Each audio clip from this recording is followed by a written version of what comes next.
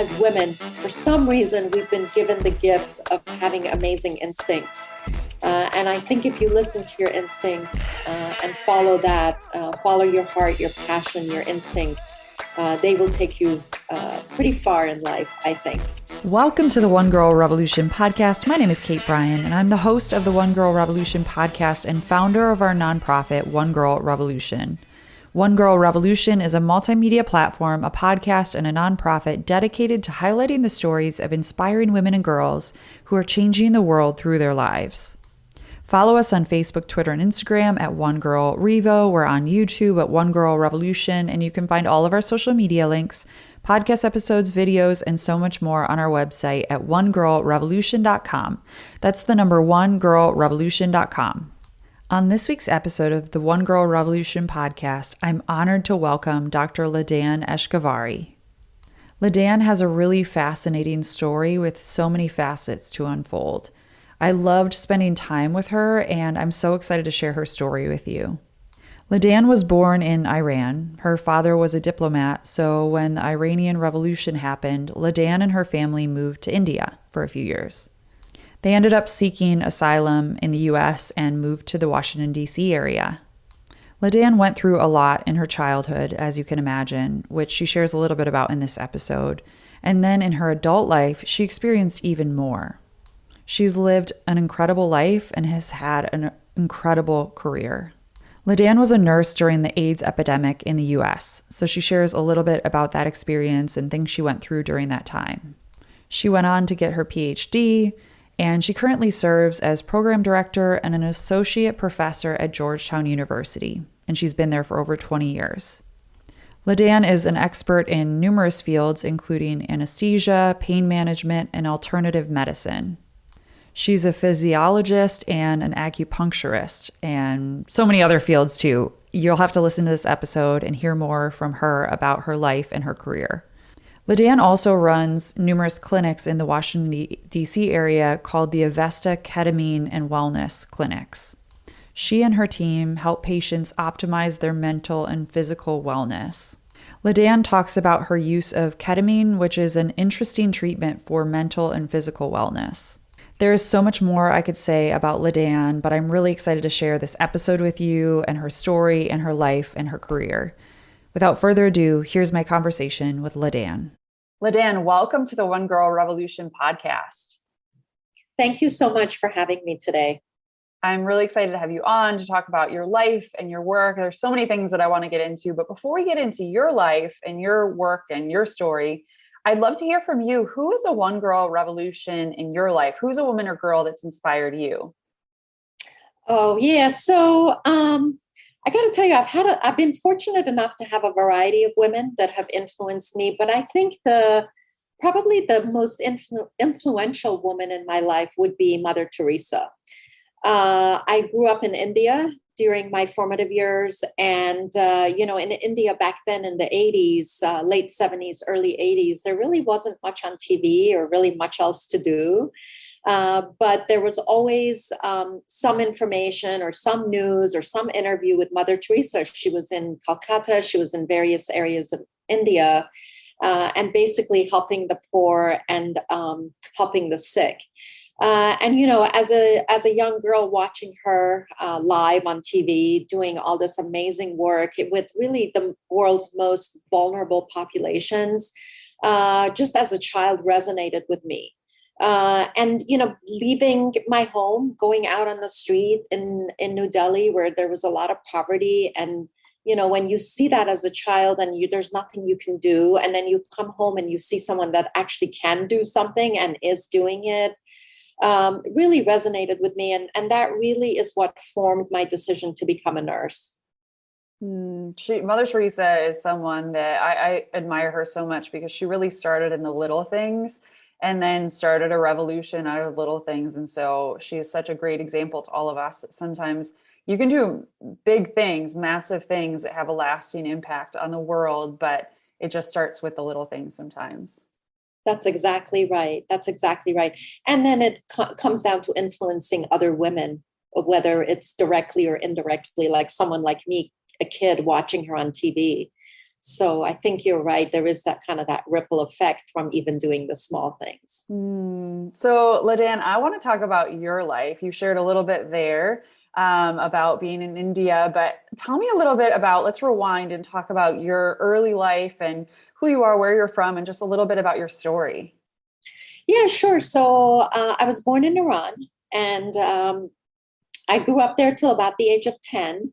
And then the Iranian Revolution happened. But right before that happened, actually, my father was a diplomat. So we moved to India, to New Delhi. He was stationed there. And then when we were there about a year and a half, the Iranian Revolution happened. And so we kind of got stuck there. We couldn't go back home because of the revolution. And, my father was out of work. And at the same time, the other one revolution woman in my life, my mom, was actually doing her PhD at the university. She was a professor and she was doing her own work. She was a chemist. And so we remained in India until she finished her doctoral work. And then right around that time, as soon as she finished, my father was invited to come to the United States under political asylum rules because he trained here in the US in the 50s and 60s. So we moved here. We actually moved to Bethesda, which is where the National Institute of Health is located. And the reason why we moved here is because my mom, being a scientist, got a position as a fellow at the NIH. And so we ended up staying here, and I'm still here. I still have one of my practices is in Bethesda, Maryland. So we're still here. What was that experience like immigrating to the United States?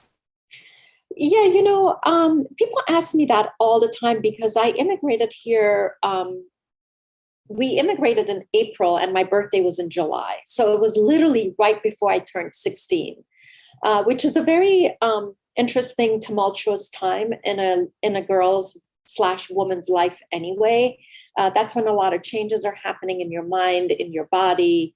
And you would imagine that would be a difficult time to immigrate and to change, leave all my friends and move from such a really starkly different cultures. So moving from India to America, you would think, and people have asked me that, but interestingly enough, I really don't remember I remember the first couple of months being really difficult because we weren't in school and we had nothing to do all day. And my mom was very concerned about crime.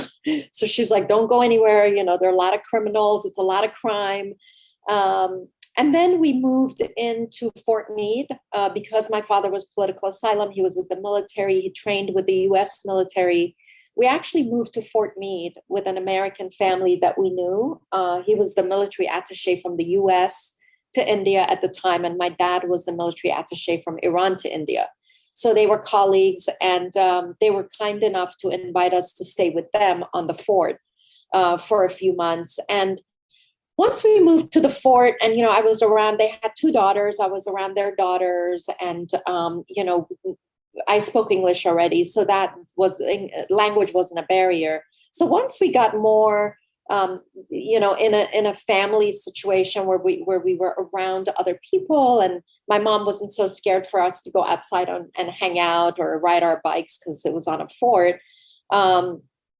It was a little bit easier. And then once I started school, I started, I guess it was end of 10th grade, beginning of 11th grade.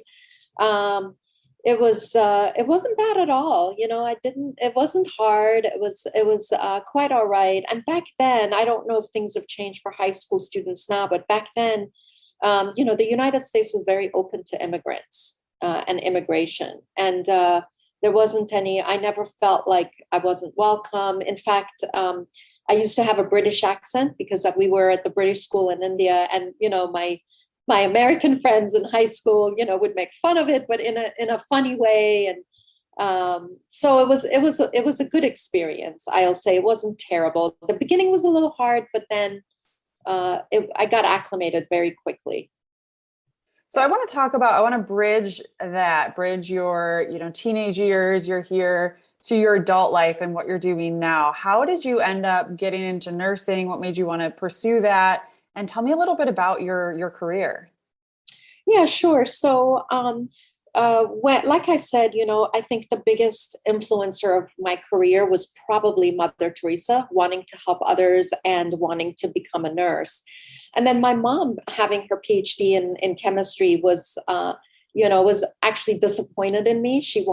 When I told her I wanted to become a nurse, she was like, "Why would you want to do that? You're a bright young lady, and why do you want to go and wipe people's butts and change bedpans?" And that was her vision of nursing. Why don't you want to become a doctor or a scientist or something else? You are very smart. And I was pretty offended by that at the time. And I really stood up for nursing. I was like, nurses are strong, they're smart, they're compassionate. And when I was in high school, I volunteered, and then I started working as a nurse's aide in a couple of units at Suburban Hospital here locally. And I saw how the physicians would come in for like a couple minutes, see the patients, and leave. And it was really the nurses that took care of the patients. And so, I try to explain that to her, but she wasn't buying it, and that was okay. That's one thing I've learned in life. You have to find your own path. You really do. And if your passion is driving you through something, you follow that passion. And so that's what I did. I pursued nursing. I went to University of Maryland. And when I graduated, unfortunately, we were right in the throes of the AIDS epidemic. And I got an opportunity to work in the intensive care unit here in the Washington, D.C. area, taking care of AIDS patients. And in the late 80s, early 90s, when I graduated, we really didn't know how AIDS was transmitted. There was no cure. And it was tough being young, in my early 20s, having graduated from college and working right away in a unit where most of the patients didn't survive. In fact, no patients survived. I'll be very honest with you. We had 100% non-survival rates. And some of the patients were older or middle-aged, but a lot of the patients were young men that were my own age. A lot of African-American males who people didn't come visit them. They were on the down low, is what they called it, because they couldn't be out as gay men. Culturally, they would explain to me, my parents, my family would just be really stigmatized if they knew I had AIDS, HIV, and there was a lot of stigma around it. And find out that I'm a gay male. So there was a lot of that as well. And I'll tell you, after being in the unit for a couple of years, I got burned out pretty quickly because I saw a lot of young, mostly men, perish at the hands of AIDS, and we had no cure. So it was very stressful, and not stressful in the classic way that you like can't sleep, can't eat. I kind of again was very resilient. I kind of lived my life, but the work was very stressful. It really hit me in my heart because I went into nursing to help people, and I felt like I wasn't helping anybody. So at that time, I had an aunt who was a nurse practitioner. And, she came to visit, and I was telling her that, hey, this is what I'm doing. And I'm feeling really burned out, really is how I was feeling. And she's like, oh, well, you have this intensive care unit experience, and you're a good student. Have you ever thought about going into nurse anesthesia? That's kind of where the cream of the crop of nursing goes, that, most that have experience in the ICU. So back then we didn't have the internet. So I went to the local library here in Bethesda, and I pulled up articles on nurse anesthesiology, nurse anesthetist, and I read about it. And I was like, oh, this is actually really interesting. So I applied to several programs, and I got into a few. And I got into Columbia's program in New York, and I'm a city girl, so I always wanted to live in big cities. I lived in DC, and then I was going to move to another big city, so I was excited. I moved to New York and attended Columbia's nurse anesthesia program. So when I graduated, I came back home, and I was going to stay for about a year. save money. And then the next city I wanted to go to was San Francisco, another big city. So I was going to save money and then move out west. And literally within a couple of weeks of moving here, on my 28th birthday, I met my husband. And he has a business here, so I ended up staying, and the rest is history. So I've never left. Isn't that funny how life happens? Sometimes, Yeah. sometimes you have these big hopes and dreams that you're going to go pursue, and then life just throws something at you, and then you end up staying. But what you're doing now, it's almost, you were meant to be where you are because you're able to do so much and make such an impact. I want to ask you, because you were sharing some of the stories that you were dealing with, so much death around you. And especially in this day and age, especially with the pandemic over the past couple of years, people have dealt with so many difficulties like that. And I know in the healthcare field, it is just so traumatizing. How did you, in those times that you were just feeling really dark and things were really difficult, and maybe even now, because I know that you're dealing with, you have some patients that are dealing with really dark things. How do you continue on? What is the thing that kind of keeps you going or fuels you? I think there's several things. One is always kind of keeping the focus on almost the externals, right? To a certain extent, like this is not internal to me. This isn't happening to me, and honestly, just being grateful. It honestly, nothing makes you feel more grateful than seeing people, unfortunately, that are suffering, and so you recognize that that's them. And you're going to help, and you're going to step in and do everything in your power to help that person. But there's also a recognition of that's happening to them, but it's not happening to me. And how grateful, how amazing that it's not happening to me, right? So I think that sense of being grateful, that it's not you, that these things aren't happening to you, but really B, that you have the privilege of helping someone else. I think the combination of the two really makes you more resilient. And then, of course, relationships. So, your personal relationships. So for me, it's my spouse, my friends. I have a tribe of women that are my friends. We share laughter, we share tears, we share hard times. And then, of course, again, your closest relationships. So whether it's other women, your spouse, your children, and your parents, kind of looking inward and saying, oh my God, I'm surrounded by so much love and amazement. And then looking kind of towards the patient that is suffering, and being grateful that you're not them per se, but that again, you're able to help them. Mm-hmm. There's a lot of gratitude in that. If you're enjoying this episode of the One Girl Revolution podcast, please leave us a review and share this with your friends and family. The One Girl Revolution podcast is available on Apple Podcasts, Spotify, Stitcher, YouTube, or wherever you are listening to the podcast right now. Please subscribe, leave us a review, and share. Yeah, I think it's so important for people to have a community, have somebody that they can reach out to. Whether, even if it's a therapist, it doesn't necessarily have to be family or friends. Yes. But just where you can be authentically yourself and hopefully have a tribe. Like you said, I think we all need good, especially women and girls. We need good girlfriends who are going to support us and stand with us and encourage us, not be competitive with us. Yeah, absolutely. And, it's interesting because your life partner, whether it's another woman or a man or they, them, at the end of the day, those are the people that also are really, hopefully are the people that you can open up to and be your, like you say, your authentic self, be yourself. And I think it's really important to have that one or two people in your life that you can do that with. And like you say, whether it's a therapist that you're really comfortable with, or it's your spouse or your partner, I think regardless, it makes a huge difference. I got to tell you, though, I do get a lot out of the patients. I'm always in awe of them and the things they've been through, and the fact that they're strong enough that they're coming in to get help.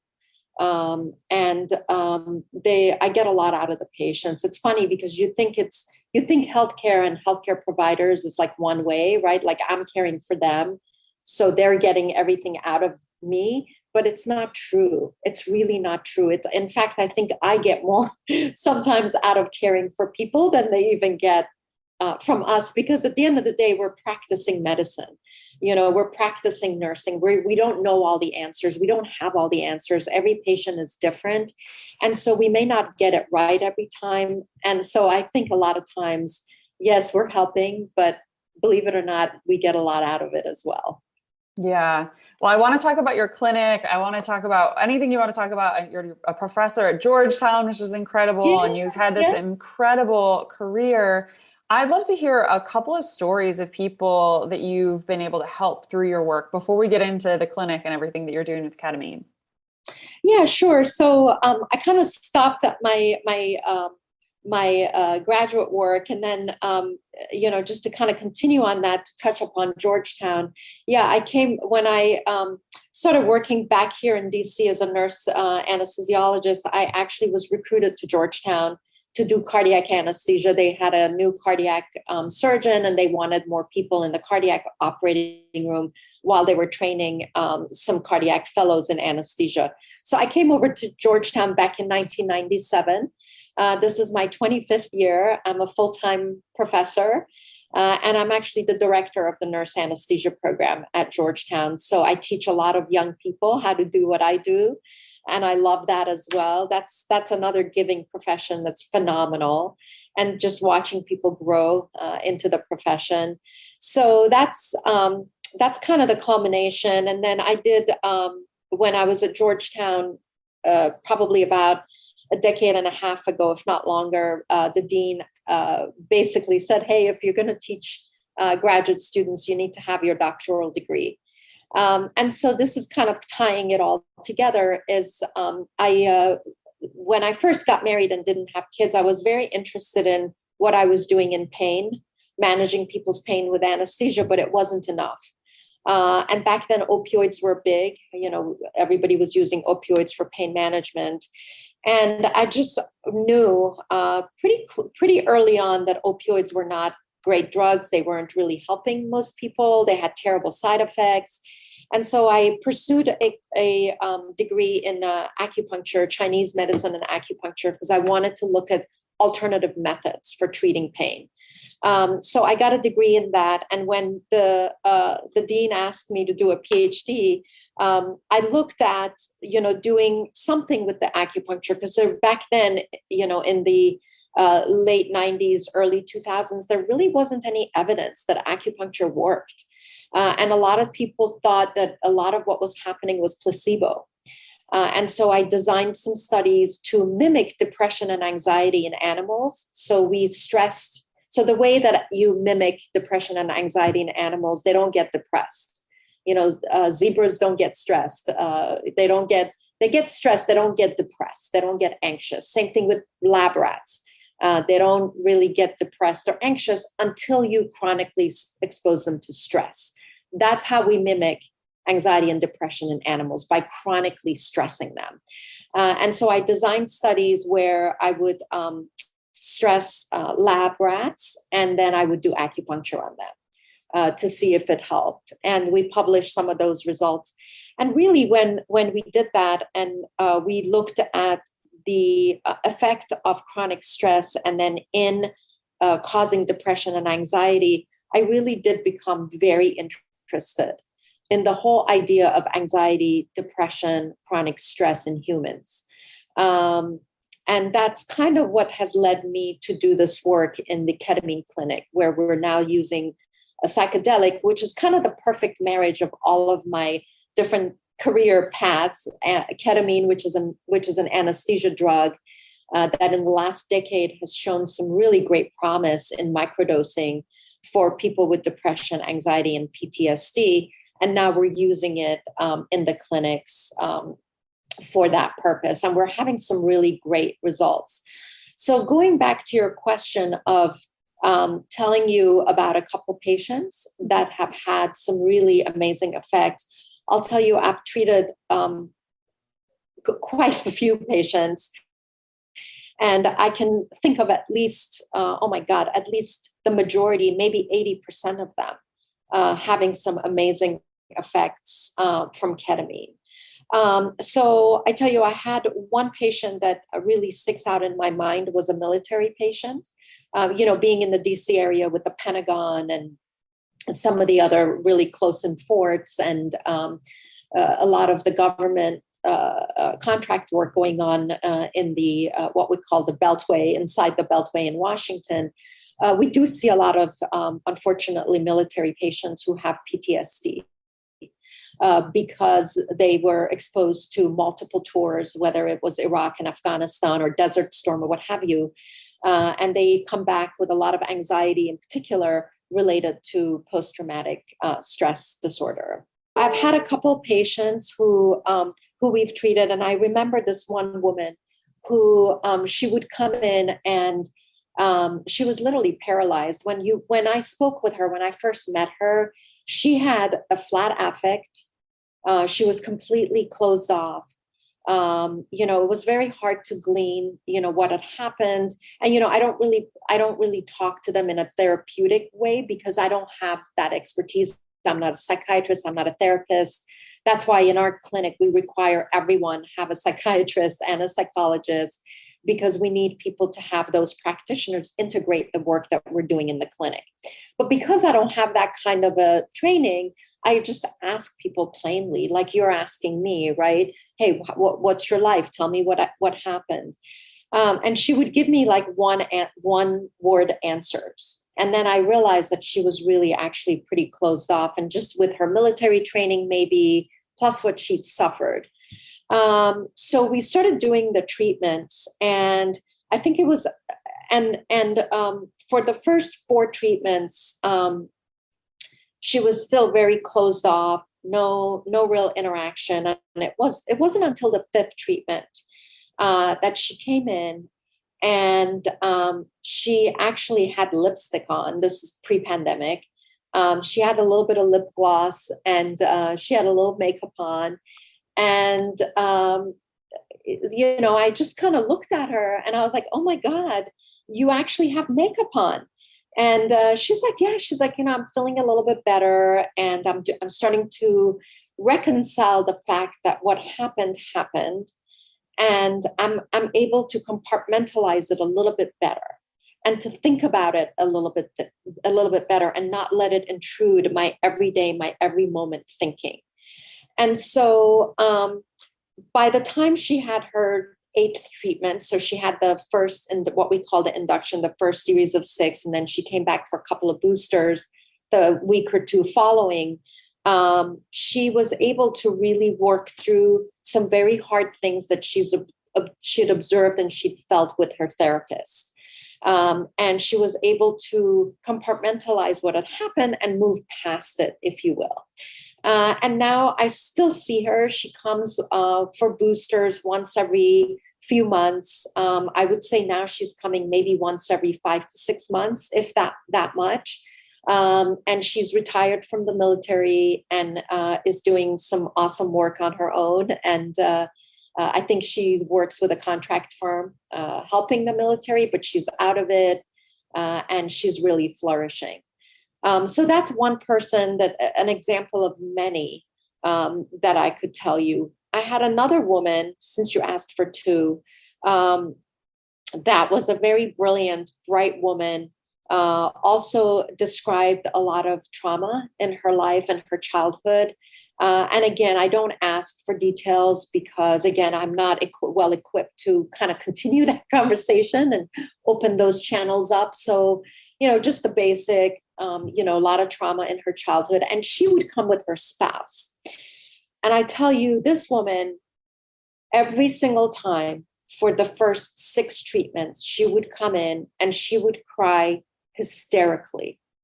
I mean, to the point where I put her in our last treatment room, like kind of away from the other patients, because although we tell patients to bring, headphones and listen to their own music, we tell them to bring noise canceling headphones exactly for this reason. But still, while we're getting the patients up and running and going, people could literally hear her crying hysterically in one of the rooms in the treatment room. And her poor husband would sit there, and he would come out every time, at least the first few times, and say, is there anything you can do for her? She's crying hysterically. And, I'm just worried that this is not a right fit for her. This is not a good treatment for her. And so, I would explain to him that, no, it's actually okay. And that's kind of one of the stigmas in our society, that we're always supposed to be happy, especially there's a lot of pressure in women. Like, we're supposed to look a certain way and feel a certain way and present ourselves in a certain way, right? Always be happy. Men too, a lot of times there's so much social stigma against men crying, right? A lot of men too, but specifically for women, we have to look a certain way, be a certain way. And, I try to explain to him that, we have all these emotions. We have fear, we have sadness, we have happiness, we have all these full range of emotions as humans. And it's very normal for people to have all of those and to go through some of that. I mean, if she had trauma in her life and that's affecting her, it's good for her to get it out, if you will, So, after every treatment, when I would go and talk to her, though, she would be like, there were so many things that came up and so many things I confronted, and it was so helpful to cry it out. And this went on for the first 5 or 6 treatments. And she too, over time, was able to talk through what was happening with her in therapy, in the ketamine therapy sessions, and then go and speak with her therapist about what had occurred. And so now I haven't seen her in almost over a year now. She came, regularly for a while, and she's doing really phenomenally well. Mm-hmm. And, her and her husband have reconnected in a very positive way. Both her daughters have now graduated and gone on to college, and they're empty nesters. So they're kind of rekindling some of their relationship. And, one of the things they said to me last time they were here was that, she almost always felt like there was a block, even though they've been married, almost 30 years. She felt like something was always blocking her ability to have this open and honest and amazing relationship with her husband, who was very supportive and just an amazing guy. And he actually spoke up and was so grateful that we have this therapy and that she was able to have that connection with him now. So those are 2 that I can think of, but I got to tell you, I have many, many, many stories like that. Yeah. And throughout your entire career too, like ketamine aside, you've been able to impact so many people's lives through your work and your research. And one thing that I love so much, Ladan, about everything that you've done is I'm a firm believer that life is a journey. And even in the medical community, you think about how much has changed even since you became a nurse and, when you were treating patients back in the 80s, and now seeing how far we've come. It's incredible, but it's really because of people like you who are asking questions and trying things and recognizing that everything in our bodies and everything in our lives are connected too, right? Like, we all have traumas that we've gone through. And I know you yourself had gone through a lot as a young person, as a kid, and that probably has led you partially to what you're able to do now and how you're able to empathize and work with people in a particular way. Yeah, thank you for that. And it is true. I mean, you don't have to have gone through a lot of trauma to understand what people explain and describe. But like you say, I also had a very difficult childhood. Didn't really touch on that, but had a lot of trauma, a lot of emotional abuse. And then in my late teen years, a lot of physical abuse. There was a lot of physical hurting that went on in my home, in particular with my older brother, who I think had severe mental illness, and my parents didn't know what to do. We were immigrants and they didn't have resources. And so I actually, there was a lot of emotional and physical abuse in my home as well. And I actually left home at a very young age. As soon as I graduated high school, I moved out of my parents' home because it was very abusive. And in fact, I remember sitting in class one day and I was so uncomfortable because I'd been beaten and, half of my body was black and blue and I couldn't sit comfortably in class. And, the professor noticed it was a small, class run by a TA.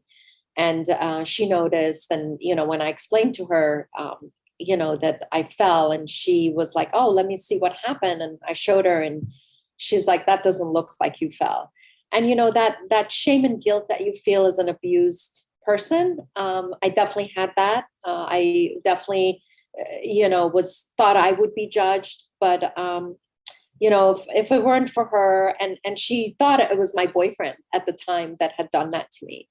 And when I explained to her that no, it was in the home, she was pretty shocked and appalled, and basically was like, you need to do something about your situation. And so I thought, and that, I think it was, again, another woman, right, influencing a young woman. I mean, she was a TA, she was young, getting her own doctoral degree in the coursework that she was leading at the university. And, just the fact that she recognized it and asked me about it.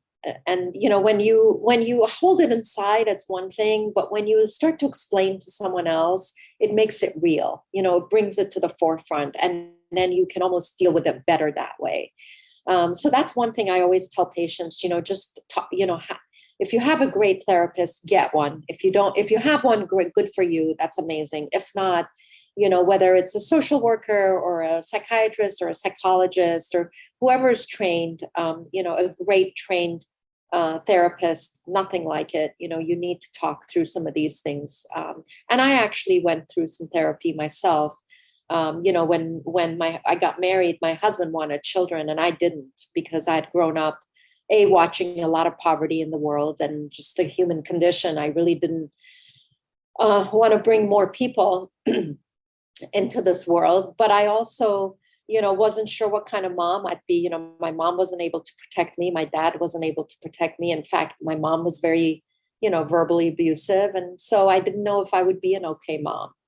And I had a lot of issues around that. And I went to therapy for a few years and before I had kids, to make sure that I wouldn't make the same mistakes. We have the power to change the trajectory of our lives and our kids' lives. Some things we can't control, right? But that cycle of abuse and trauma, we have the power to change that. And even I've shared on this podcast, my parents both came from very abusive upbringings, and they made a distinct decision when they had children that they weren't going to continue that, and they didn't. So I think there's so much power in this world, and we need to own that and say, like, things that happen to me, I'm not going to let them happen to someone else. And that's what we see so often through this podcast. Even so many women have been through, really difficult things, really traumatic things, but now they're able to change the world through their light and through the good things that they're doing.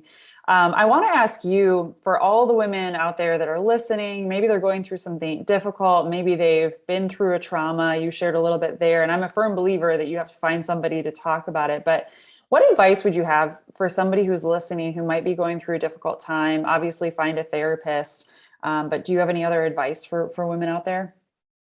Yeah, don't internalize it. You didn't cause it, whatever it is, whether it's trauma that occurred to you. It's not you. It shouldn't define you. It's not who you are. Yes, it's a part of you, just like it's a part of me. But you can always turn that part into doing something good, into being good to yourself first, and really moving past that. So I think that's one of the first things I would tell people. Don't take it on. It shouldn't define you. It isn't who you are. Have you subscribed to the One Girl Revolution podcast? We have new episodes coming out every week, and you don't want to miss them. Subscribe to the One Girl Revolution podcast on Apple Podcasts, Spotify, Stitcher, YouTube, or wherever you're listening right now. I'm so grateful for your story, Ladan. For people that are listening, what do you hope that people can get from your story? Like, what's the takeaway from your story? All the things that you've been through, all the difficulties, but also how much you've been able to make a positive impact. What do you hope that people can take away from your story? I hope the biggest thing that people can take away from it is, honestly, it sounds very cliche, but at the end of the day, life is a journey. And you alluded to this earlier yourself when we were talking. It isn't about getting to a certain destination. It really is a journey, and it is a journey in developing yourself, right? Like we're all growing, we're constantly changing. Even you and I, in this last hour that we spoke, believe it or not, some of ourselves have already turned over. The body is constantly changing, the mind is constantly changing, and to just recognize that change is good. Sometimes it's hard, but it's again just kind of going with it, going with the flow. And at the end of the day, being grateful for what we have, because as many as negative things that may be going on, in our lives or around us, just being grateful for the things that we do have. Being grateful for the time that we have here on this earth and what it is that we can do with that time, and just having that graciousness to understand that there's so many people out there that don't even have what we have, that don't have even the basics that you and I have. A lot of people do not have. So I think if you wake up and you meditate with that just for a few minutes every day, or whether you wake up thinking that or going to bed thinking that, I think that's one of the things that will really give you a lot of hope and a lot of footing forward, where you can take your one step at a time in this journey we call life, recognizing that we're always better off than a lot of other people.